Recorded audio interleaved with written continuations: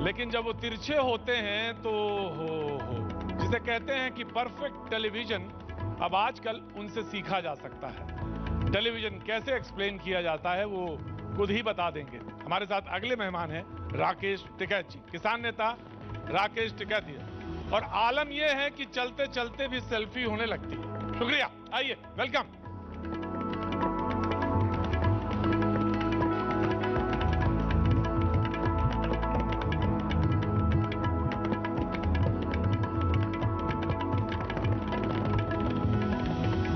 Mic ले लीजिए। वैसे तो आपकी आवाज ही बहुत बुलंद है। जब आप रेड कार्पेट से आ रहे थे तो मैं आपको देख रहा था कि जैसे लग रहा कि अब बस शपथ ही लेनी है ना। शपथ तो अब कहीं कर लेंगे। कहीं कर लेंगे? कर लेंगे शपथ। अच्छा, हाँ। तो चुनाव कहां से तय कर रहे हैं इस बार लड़ने? चुनाव तो लड़ेंगे, उनके तो तय हो रहे चुनाव, सारे एंकरों के तय हो रहे एंकरों के सारे तय हो रहे हैं? तय हो रहे सारे एंकर चुनाव लड़ेंगे, सारे चैनलों के एंकर अब की बार चुनाव लड़ेंगे। अगर अब के भी ना लड़ पाए ना तो फिर नहीं लड़ पाओगे। जो सो रहे थे वो उठ जाएं। मैं कह रहा था कि वो बड़े मजेदार आदमी हैं। तो एंकर चुनाव लड़ने वाले इस बार? बिल्कुल पक्के प्रवक्ता बढ़ रहे। और अभी तो किसी एंकर पे आप बहुत गुस्सा हो रहे थे, पता नहीं क्या क्या कह रहे जा रहे थे। भाई हमने कहा कि कुछ चैनल है वे हमारे खिलाफ दिखाते हैं। हमने कहा भाई आपको इंटरव्यू नहीं देना, आप अपने चैनल में बात कर लो। और कह ले नहीं वो देना पड़ेगा इंटरव्यू देना पड़ा। अबे नहीं दे रहे, हमारा आपका तालमेल नहीं खा रहा तो भाई हम हाथ जोड़े तुम्हारे सामने ना लो।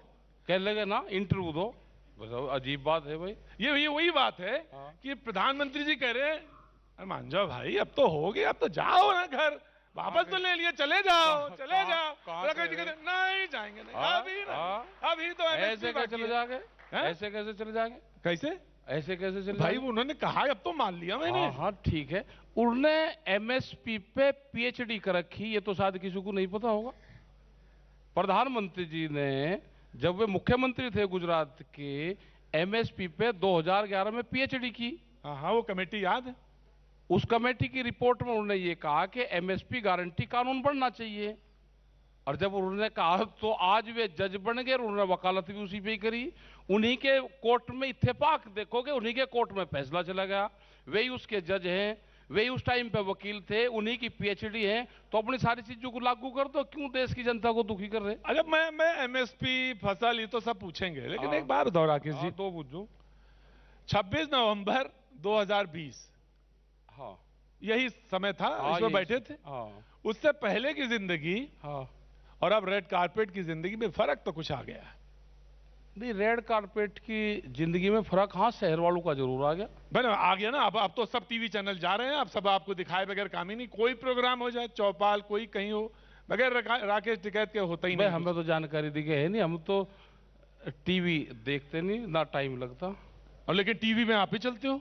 पता नहीं, हमें जानकारी नहीं। अरे यही तो मैंने कहा, बड़े भोले भाले हैं। ना हमें जानकारी नहीं। अरे भाई टीवी तो कलयुग का भगवान है। अच्छा, हाँ, टीवी कलयुग का भगवान है। अच्छा, कैसे? अरे ये कलयुग चल रहा है तो टीवी तो भगवान नहीं है आजकल का। जैसे? अरे जैसे तो टीवी तो भगवान है, जो कुछ दिखावे उसी की बात जनता मान है। गजब है भाई। और अगर वो ना दिखाए तो बात सही भाई, गलत सही नहीं, जो वो दिखाए वही सही। अच्छा, जनता उसे ये तो कहते हैं। देखो टीवी अखबार, आज भी लोग ये हैं कि वो ये कहता है कि मैंने अखबार में खबर पढ़ी, ये बिल्कुल सच है। गांव के लोग सभी लोग लड़ते हैं कि नहीं अखबार की खबर सत्यता है, बिल्कुल सही है, अखबार में खबर है। तो जब ये तो भगवान है, हम तो सत्यता मान रहे हैं उसको। हमने कहा कि टीवी कोई खराब चीज होती है, हमने तो भगवान कहा। और कलयुग चल रहा है तो भाई कलयुग के टीवी में देख लगे तो बड़ा अच्छा रहा होगा, मजा तो खूब आ रहा होगा। नहीं ऐसा नहीं है। नहीं, हम तो मूवमेंट के लोग हैं, आंदोलन के लोग हैं, और जो गांव की या किसी की भी जो समस्या है उसको उठाते हैं। आपका धन्यवाद है कि आप उसको दिखाते हो। नहीं, आपने जो संघर्ष किया, जो आपने लड़ाई लड़ी, वो छोटी लड़ाई थोड़ी ना थी। पूरे देश भर में किसान होने लगा, ये सारे लोग। इसमें कई साल लगे। हमने ये था कि सरकारों के दिमाग में से किसान शब्द ना निकले। हाँ, ये हमारा एजेंडा था। और इसमें हम हैं कि सरकार अगर कहीं पे भी जाएगी, सत्ता हो या विपक्ष हो, वो किसान उसके दिमाग में रहना चाहिए, गांव उसके दिमाग में रहना चाहिए, जो उसकी गांव की परिभाषा है वो उसके दिमाग में रहना चाहिए, उस पर काम भी होना चाहिए। अब मुझे कहते हैं कि आप जो है ना, मिट्टी जो है, किसान आदमी है आप, मिट्टी जो है, माटी जो है, बहुत अच्छी पहचान है आपको। वो देख के बता देते हैं कि ये भाई इसमें गन्ना बो, इसमें जो है सरसों लगाओ। क्लाइमेट के हिसाब से होता है। क्लाइमेट के हिसाब से, क्लाइमेट इंडस्ट्रीज वहां, क्लाइमेट इंडस्ट्री उसके हिसाब से। तो यूपी में इस बार क्लाइमेट क्या चल रहा है? अब तो पॉलिटिकल भाषा का इस्तेमाल कर रहे हैं। ना हम, अरे ना ना ना ना ना ना ना ना ना ना, मैंने तो सिर्फ धीरे से पूछा कि वो यूपी पता में। है जो आप पूछना चाह रहे हो, पता है, आप खुल के ही पूछ रहे हो ना, क्यों धोखे मरा करे। अच्छा, हम तो सोचे जनता बड़ी भोली है। ना ना, जनता बहुत होशियार है। अच्छा, तो यूपी में क्या हो रहा है इस बार? यूपी में तो ठीक चल रहा। नहीं ठीक तो चल रहा है। अब वो कोई वो प्रोग्राम का ऐड वाला वो थोड़ी ना जो क्या चल रहा है वो आप बताओ, हम ये चल रहा है। और ये बताओ यूपी में सरकार किसकी बन रही है? अच्छा, हम कोई सरकारों को एडवाइजर है क्या किसकी बनेगी? हमें क्या पता किसकी बन रही? बता, मालूम तो है आपको? ना ना, तो अभी तो कह रहे थे हमें पता है सब। क्या ये तो जनता बता देगी। हम जनता से पूछ लेते हैं। अरुण जी बैठे हैं यहाँ पे कि नहीं बैठे हैं? अरुण जी है ना? हाँ जी, अरुण जी आ रहा हूं मैं, आप तैयार रहिएगा। आप जरा यही बताएंगे, इनसे पूछेंगे, जनता से पूछेंगे। जनता जरूर बता देते। लेकिन आपके मुताबिक इस बार चुनाव कहां जा रहा है? आपका किसी, आप चुनाव लड़ने के? हम तो चुनाव बीमारी है उसकी मतलब तरफ पैर के आपने तरफ देख लिया, जल, हाथ जल गए आपके? हाथ जल गए हमारे हाथ। नहीं ना, मेरी बात को हाँ हाँ ना लगाओ कि मतलब जो बातें नहीं करनी आप ये कहोगे कि आप चुनाव लड़े, आपको वोट नहीं मिली। हम चुनाव लड़े, हमें जनता ने वोट दी, ने कहा कि चुनाव मत लड़ना, आंदोलन करो। अच्छा, सब कुछ सीख साख के आते, बोले ये सवाल ये आएगा तो इसका जवाब बता दूंगा ना। आपके पास में भी 4-5 हम ये कह रहे हैं, कोई बात नहीं, कितना चुनाव हार जाए, लेकिन राकेश टिकैत तो अब नाम है, बच्चा बच्चा जान रहा है। हमें चुनाव नहीं लड़ना, लड़ना ही नहीं ना, और आपको उठना भी नहीं है वहां से। कहां से? अरे जहां बैठे हैं। नहीं, हम तो उठ जाएंगे ना, जो इशू है उन इशू पे बातचीत हो जानी चाहिए। सबसे बड़ी बात जो थी उन्होंने मान ली। अब उन्होंने कोरोना, अब कहिए हाथ जोड़ लें। कोरोना एक बीमारी थी देश में, 3 काले कानून भी एक बीमारी थी। क्या कोरोना देश से खत्म हुआ? देश से बीमारी खत्म होगी? अस्पताल बंद हो गए? ये भी एक बीमारी थी, ये खत्म होगी, दफन हो चुकी है जमीन के अंदर। देश में से किसान की बीमारी खत्म नहीं हुई, उस पर बातचीत हो जानी जरूर चाहिए। अब तो ओमिक्रॉन आ गया है, आएगी, वो भी एक किस्म की बीमारी है, तो सरकार के एजेंडे में रहने चाहिए। और अरे अब तो उड़ जाइए ना, तो बता रही है 15, ये तो ऐसे नहीं, बगैर सरकार से बात करे, बगैर जो हमारे इशू हैं उनके समाधान के बगैर वहां से किसान जाने वाला है नहीं। और वो एमएसपी क्यों ना हो? एमएसपी देखिए, उन्होंने कहा कि पराली जो है आपराधिक, उससे हटा दिया उन्होंने, हटा दी। उन्होंने कहा कि जहां तक मुकदमों की बात थी वो स्टेट के लिए उन्होंने बोल दिया कि स्टेट वाला तय करेगा। ठीक है। कानून जो 3 थे वो उन्होंने सबसे पहले हटा लिए जी। अब बचा क्या? एमएसपी उन्होंने कहा कि भाई वो कमेटी में कमेटी बना दी उन्होंने। अब राकेश टिकैत मानते क्यों नहीं है कि 24 तक नहीं मानेंगे? नहीं, हाँ, एमएसपी क्यों नहीं है? और हमारे जो और सवाल है वो क्यों नहीं है? कौन वाले? बहुत मसले देश के किसान के हैं, उसके हालात जाकर आप देखो। अब आप जो लिस्ट बदल रहे हैं? नहीं, लिस्ट नहीं बदल रहे, मैं तो पूछना चाह रहा, जो भी भगत लोग हैं, हाँ, वे एफिडेविट उनसे जरूर लो कि मेरे पास में 10 साल पुराना ना ट्रैक्टर है, ना पंपिंग सेट है, ना मैं गाड़ी है, और जो सरकार के नॉर्म से मैं उसको फॉलो करूंगा। वो 10 साल पुराना अपना ट्रैक्टर खड़ा कर दे, क्या खड़ा कर सकता है कोई? देखिए, एनजीटी का कानून है कि 10 साल पुराना ट्रैक्टर नहीं चलेगा। कौन आदमी है कि 10 साल में कोई ट्रैक्टर बदल देगा? और एमएसपी क्यों नहीं है? अगर एमएसपी खराब चीज है तो सरकार बताएं कि एमएसपी से किसान को नुकसान है, हम इसको नहीं जाएंगे। ये भी कहते हैं कि एमएसपी से फायदा है, और उसको, लेकिन उस पर गारंटी कानून उस पर नहीं बनाएंगे। क्यों नहीं बनाएंगे? क्योंकि बड़े व्यापारी को, इंडस्ट्रीज वालों को फायदा देंगे, इसलिए नहीं बनाते। खैर, मैं जनता की तरफ, मैंने कहा था अरुण तैयार हूं तो बातचीत शुरू करें, जनता से भी कुछ पूछ लें। जरूरी है, जनता तो भाई जनता से वही वाला सवाल पूछो भाई। हाँ अरुण जी खड़े हुए। हाँ जी, आ गया मैं आ गया, बिल्कुल आ गया, मैं बिल्कुल आऊंगा, मैं आपके पास ही आऊंगा। कौन पूछना आप सवाल पूछना चाह रहे हैं? हाँ जी, अपना नाम बताइएगा पहले और क्या सवाल है जी? हाँ ठीक है जी, मेरा नाम डॉक्टर सरजीत डुडेजा, मैं पलवल से हूँ। हाँ जी। मैं चाहता हूँ ये जो किसानों की समस्या है, जैसे पहले एक रेल बजट होता था, अगर एग्रीकल्चर बजट हो तो उस पर काफ़ी विस्तार से चर्चा होगी तो आप इस पर जरा गौर करिए और मांग रखिए कि एग्रीकल्चर बजट सेपरेट होना चाहिए। हमने बहुत पहले से ये कहा है कि एग्रीकल्चर बजट सेपरेट बजट हो और एग्रीकल्चर एक कैबिनेट बने। एग्रीकल्चर डिपार्टमेंट है भारत सरकार की 18 मिनिस्ट्रियों में एग्रीकल्चर को रखा गया है, उसके 18 मंत्री हैं। एग्रीकल्चर देश में कोई एग्रीकल्चर का मिनिस्टर नहीं है। तो ये एक बड़ा सवाल है। हमने बहुत पहले से ये कह रहे कि एग्रीकल्चर का एक कैबिनेट बने जो 18 मंत्रालय एग्रीकल्चर डिपार्टमेंट पे काम करें। जी, मैं सवाल बीच बीच में लेता रहूंगा अरुण, लेकिन लोग ये भी कह रहे हैं कि राकेश जो हैं, राकेश भाई जो हैं, वो किसानों को भड़का रहे हैं। वो देखिए पहले तो आंसू गिर गए तो इससे वजह से लौट आए सारे लोग। अब जा सकते थे लेकिन जाने नहीं दे रहे हैं। भाई अगर किसान गांव के कहते हैं कि बगैर समस्या का समाधान लेकर गांव में मत आना, तो मैं तो गांव वालों की बात कहता हूं कि गांव वाला कोई तैयार नहीं है। अब एमएसपी नहीं है तो फिर कभी एमएसपी नहीं है। तो एमएसपी पे कोई समझौता नहीं, उसी पे लेकर एमएसपी पे होगा जो कमेटी का रिपोर्ट आ जाएगी। कमेटी की रिपोर्ट तो बन रही है ना, 2011 में बन गई थी रिपोर्ट तो कमेटी की। अब क्यों जनता को धोखे में रख रहे हो? और फिर सरकार ये बतावे ना कि एमएसपी से किसानों को नुकसान है या फायदा है, वो बताए। मतलब ये है कि जो मिनिमम सपोर्ट प्राइस है जो तय किया, जो उससे कम में फसल नहीं बेच सकते। यही मतलब है मोटे तौर पे। यही मतलब है। अभी तो हमने C2+50 वाला भी नहीं कहा, जो इन्होंने अपने घोषणा पत्र में कहा था स्वामीनाथन कमेटी की रिपोर्ट को हम लागू करेंगे, उस पर C2+50 वाला फार्मूला लागू करेंगे। अभी तो वो भी नहीं करा सरकार। फिर मार्केट रेट दे दो हमको, वो दे दो। हाँ जी जी अरुण।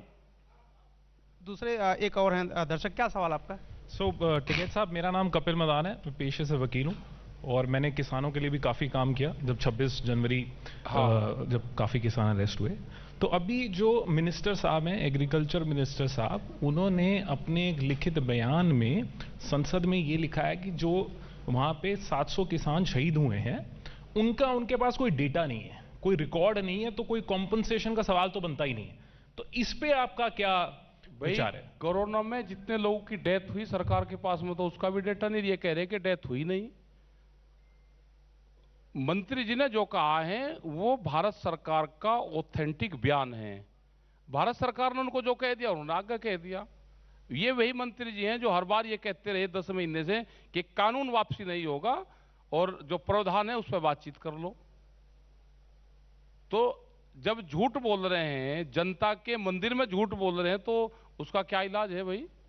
तो आपके पास कोई लिस्ट है 700 लोगों की? सब लिस्ट है हमारे पास में। 600 कुछ लोग हैं उसमें जो हमने पूरी जांच कर ली और जिनकी डेथ यहाँ पे हुई, कुछ ने सुसाइड किया है, कुछ की डेथ यहाँ पे ओरिजिनल डेथ हुई है, सर्दी से हुई है, हार्ट अटैक से हुई है, जिनकी यहाँ पे हुई या उनकी एक्सीडेंटों से हुई या यहाँ से वे बीमार होकर वो गए तो उनकी घर पे या रास्तों में उनकी डेथ हुई। वे सब आंकड़े हैं और वो बैठ के सरकार बातचीत कर ले। भाई बात तो कर लेना, एक बार टेबल पर बैठ जाए तो बात कर लो। लोग ये भी कह रहे हैं कि इस बार राकेश जी सपोर्ट भी कर सकते हैं किसी पार्टी का, तो समाजवादी से बात बनेगी? नहीं, या... हम किसी को सपोर्ट नहीं करेंगे। क्यों? आप तो पुराना आरएलडी से तो लड़े थे, चुनाव लड़े थे आप। हमने कहा कि किसी को सपोर्ट नहीं करेंगे। हाँ, ये तो मैंने सुना। लेकिन ये तो राजनीति है। हाँ, तो राजनीति अब का एंकर करेंगे। एक बार राजनीति का एंकर भी मजा ले लेना, टीवी वाले भी ले ले मजा। अब किसे एंकर लड़ेंगे? हमने ले लिया। हाँ, आपने ले लिया मजा? हाँ, ले लिया हमने। तो उसमें क्या रहा मजे में? ना, ठीक नहीं है। अच्छा, ठीक नहीं है, तरफ को जाना नहीं चाहिए। क्यों जाना क्यों नहीं चाहिए? ना देखो क्या होता है कि जो आदमी जिस काम में उसको मास्टर डिग्री हासिल हो उसको वही काम करना चाहिए। अगर अब आपको कहने लगे कि आप ये छोड़ के और आप खेती कर लो या किसी कपड़े की दुकान आप खोल लो, तो चल ही नहीं सकता। उनका कपड़ा आप फ्री में दे दोगे, उधार में दे दोगे, घर वाले आपको कहेंगे सारा कपड़ा उधार में दे दिया, क्योंकि संबंध आपके इतने हैं। तो आपकी यहाँ पे है, तो जिसका जो काम है वही काम करना चाहिए। आप आंदोलन करेंगे? वैसे हमारा आंदोलन का है, जो भी गलत काम होगा उसके खिलाफ आवाज उठाने का, यही जनता ने हमको कहा, यही हम करेंगे। तो हम ये माने कि अब आंदोलन जो है लखनऊ, फिर पटना, मतलब जो भी समस्या होगी, कोई हम ये भी नहीं कि परमानेंट हमारा धंधा ये है, ये थोड़ा हमारा ये है। अच्छा, लेकिन देखो देश में क्या है कि आंदोलन और आंदोलनकारी देश में रहने चाहिए और वो निष्पक्ष हो पूर्ण रूप से। उसको किसी पार्टी पॉलिटिक्स से किसी को नीचा दिखाना, किसी को वो नहीं होना चाहिए। सरकारों से कोई भी सरकार हो, आज जिसकी भी सरकार है किसी भी स्टेट में, हम सबसे जाकर बातचीत करते हैं इशू पे, वे अधिकारी बातचीत करते हैं। कोई हमारा उसमें ये नहीं कि हम किसी को दूसरे को लाभ दिलाने के लिए कर रहे हैं। हम पॉलिसी बताते हैं और वो पूर्ण रूप से उस पॉलिसी पे सरकारें काम करती है। लोग ये कह रहे हैं कि राकेश जी तो यहाँ पे सुरक्षित हैं, लखनऊ नहीं जाते। योगी गए जी थे मीटिंग कर आए लखनऊ में।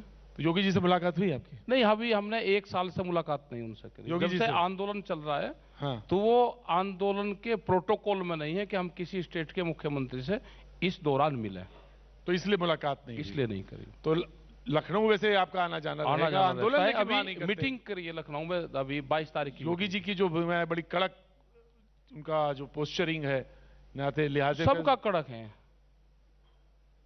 सबका कड़क है, मोदी जी भी और सबका कड़क है। हम भी इसी देश के बासिंदे हैं, सबका कड़क है। मतलब हटेंगे नहीं चाहे कुछ हो जाए। और ये इस बार बताया बड़ी घातक बीमारी है जो ये आई है, आ रही है जो अफ्रीका भाई में। आ रही है तो इंतजाम रखो, सरकार की जिम्मेदारी है इंतजाम रखने के। आंदोलन खत्म नहीं होगा, ना बीमारी के नाम पर होगा, ना लोग कहते हैं कि बस ये जो भोलापन दिखा देते हो ना कि बस गांव वाला जो कि हिसाब के भाई इंतजाम रखो, इंतजाम रखो। लेकिन इंतजाम रखो, अरे भाई बता भी तो रहे हैं आप ही को, तो करना तो आप ही को है, सचेत रहना है आपको। नहीं, हम तो सचेत है। हाँ, सरकार सचेत रहे और जनता को सचेत रहना चाहिए, और जो एडवाइजरी है गवर्नमेंट की उसको फॉलो करना चाहिए। आप ये जो कह रहे हैं कि किसान वापस लौट जाएंगे, उन्हें जेल जाना होगा, ये क्यों कह रहे हैं आप? नहीं, जो मुकदमों का हार है उसको कौन लेके जाएगा नोटिस? जो 55,000 लोग पर मुकदमे लिखे हैं इन्होंने, उसको कौन अपने घर पर लेके जाएगा? जब समझौता होता है, हमने 35 साल से आंदोलन और समझौते किए हैं, मुकदमा भी एक उसका पार्ट से है। जब बीजेपी की सरकार आई उत्तर प्रदेश में या जहां पे भी, इनके खिलाफ जितने भी पहले मुकदमे थे, तो सरकार आते ही सबसे पहले इनका था कि अपने लोगों से मुकदमे इन्हें खत्म करे। तो पॉलिटिकल मुकदमे हैं, खत्म होंगे। तो लाल किले में चढ़ गए आप तो वहां? लाल किला तो इनका तो है नहीं, सरकार का। फिर किसका है लाल किला बताओ? तो देश की लाल किले संपत्ति पे है। कहां है देश की प्रॉपर्टी? 7,500 लोग लाल किले पे बचाने के लिए इसी क्षेत्र के लोग मारे गए थे, वो भी एक बार दिखा दो। नहीं तो भाई वो राष्ट्र की संपत्ति है भाई। कहां है? राकेश वो तो जी। किराए पर लेते हैं। जब तो झंडा तिरंगा, उसमें तिरंगा झंडा लगता है फहराते हैं जी लाल किले पे, किराया देते हैं जी। हाँ, किराए पर लेते हैं लाल किले को। तो आपके मुताबिक वो किराए की जगह है? किराए की जगह है, झंडे को किसी ने कोई टच नहीं करा। एक धार्मिक ध्वज वहां पे लगाया गया है, धार्मिक ध्वज की जो धाराएं बनती है वो दे दो। अब अगला स्टेप राकेश टिकैत जी का क्या होगा? नहीं, हमारा तो यह कि सरकार बातचीत करके इस मामले को निपटाए। ये संघर्ष है, समझौते की तरफ आंदोलन जा रहा है, तो हम चाहते हैं कि सरकार अपना छल कपट द्वेष ये सब छोड़ के, सरकार है, सरकार बड़ी चीज होती है, अब उसको देश की मुख्य धारा में आना चाहिए, किसानों से बातचीत करनी चाहिए, जो उनके मसले हैं उसका समाधान करना चाहिए। पहली बार ये होना चाहिए कि न्योता देना चाहिए आपको बुलाने का। तीन बैठ के ही तो बात होगी भाई, आपके यहां पर आए तो बैठ के ही तो बात हुई, आपने बुलाया तो हम आए, तो बैठ के बातचीत होगी। तो हमने राकेश उनको टिकैत, चिट्ठी लिखी है। ये कहा जा सकता है राकेश टिकैत जी को अब न्योते का इंतजार है, उसके बाद ही ये चीजें समझौते भाई की तरफ बैठ के चली ही तो जाएंगी। होगी ना, टेबल पे ही तो बैठोगे जब ही तो बातचीत होगी। जी, बहुत बहुत शुक्रिया। धन्यवाद जी, Thank you so धन्यवाद much. आपका, बहुत-बहुत सबका, सभी दर्शकों का धन्यवाद। बहुत बहुत शुक्रिया हम सबकी तरफ से राकेश टिकैत जी आपका। बस मंच पर कुछ वक्त के लिए रहें।